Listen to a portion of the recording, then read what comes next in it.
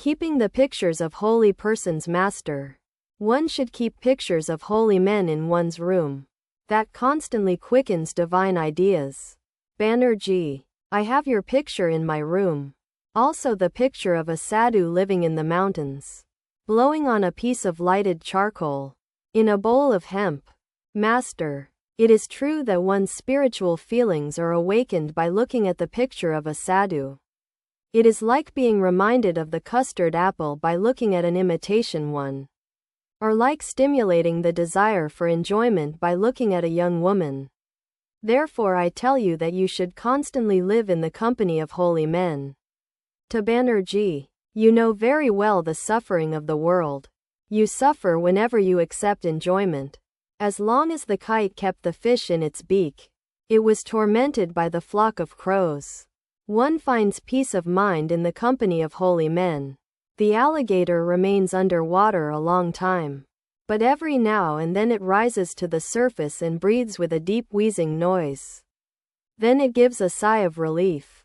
Actor. Revered sir, what you have just said about enjoyment is very true. One ultimately courts disaster if one prays to God for enjoyment. Various desires come to the mind and by no means all of them are good. God is the Kalpataru, the wish-fulfilling tree. A man gets whatever he asks of God. Suppose it comes to his mind.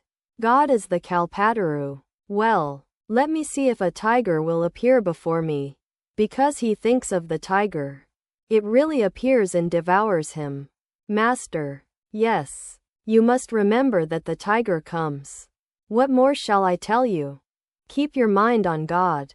Don't forget him. God will certainly reveal himself to you if you pray to him with sincerity. Another thing. Sing the name of God at the end of each performance. Then the actors, the singers, and the audience will go home with the thought of God in their minds. The actors saluted the master and took their leave. Two ladies, devotees of Sri Ramakrishna, entered the room and saluted the master. They had been fasting in preparation for this visit. They were sisters-in-law, the wives of two brothers, and were 22 or 23 years old. They were mothers of children. Both of them had their faces covered with veils. Master. To the ladies. Worship Shiva. This worship is described in a book called the Nityakarma.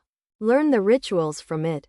In order to perform the worship of God, you will be preoccupied for a long time with such religious duties as plucking flowers, making sandal paste, polishing the utensils of worship, and arranging offerings. As you perform these duties, your mind will naturally be directed to God. You will get rid of meanness, anger, jealousy, and so forth. When you two sisters talk to each other, always talk about spiritual matters. The thing is somehow to unite the mind with God. You must not forget him. Not even once. Your thought of him should be like the flow of oil, without any interruption. If you worship with love even a brick or stone as God, then through his grace you can see him. Remember what I have just said to you. One should perform such worship as the Shiva Puja. Once the mind has become mature, one doesn't have to continue formal worship for long. The mind then always remains united with God. Meditation and contemplation become a constant habit of mind. Elder sister-in-law, will you please give us some instruction? Master. Affectionately. I don't give initiation. If a guru gives initiation, he must assume responsibility for the disciple's sin and suffering. The Divine Mother has placed me in the state of a child. Perform the Shiva Puja as I told you. Come here now and then. We shall see what happens later on through the will of God. I ask you to chant the name of Hari at home. Are you doing that? Elder sister-in-law. Yes. Master. Why have you fasted? You should take your meal before you come here. Women are but so many forms of my Divine Mother. I cannot bear to see them suffer. You are all images of the Mother of the universe. Come here after you have eaten, and you will feel happy. Saying this, Sri Ramakrishna asked Ramlal to give the ladies some food. They were given fruit. sweets, drinks, and other offerings from the temple. The master said, "You have eaten something. Now my mind is at peace. I cannot bear to see women fast." It was about 5 o'clock in the afternoon. Sri Ramakrishna was sitting on the steps of the Shiva temples.